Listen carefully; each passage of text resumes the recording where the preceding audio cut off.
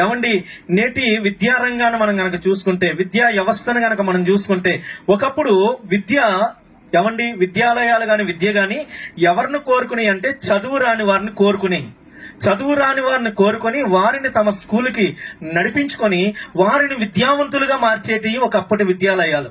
నేటి విద్యా వ్యవస్థ ఎలా తయారైందో తెలుసా? చదువుకున్న వారు వెనకాల పడుతున్నాయి. ఎవడు బాగా చదివితే వాడు వెనకాల పడేటటువంటి స్థితికి దిగజారిపోయింది నేటి విద్యా వ్యవస్థ. హల్లెలూయా, అవునా కదా? చెప్పింది వాస్తవమా కదా? ఈరోజు ర్యాంకర్స్ వెనకాల పరుగులేడుతున్నాయి కాలేజీలో.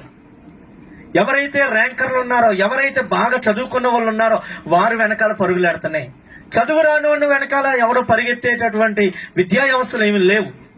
దేవుని బిడ్డలారా, బాగా చదువుకున్న వాడిని 10వ తరగతిలో ఒక స్కూల్లో ఒక మంచి ర్యాంకర్ని తీసుకెళ్లి నీ కాలేజీలో జాయిన్ చేసుకొని, ఇదిగో మా కాలేజీలో చదివితే 5వ ర్యాంక్ వచ్చింది, మొదటి ర్యాంక్ వచ్చిందంటే అది నీ సక్సెస్ కాదు, ఫెయిల్యూర్ అది. హల్లెలూయా. నువ్వు ఎప్పుడు సక్సెస్ అయినట్టు?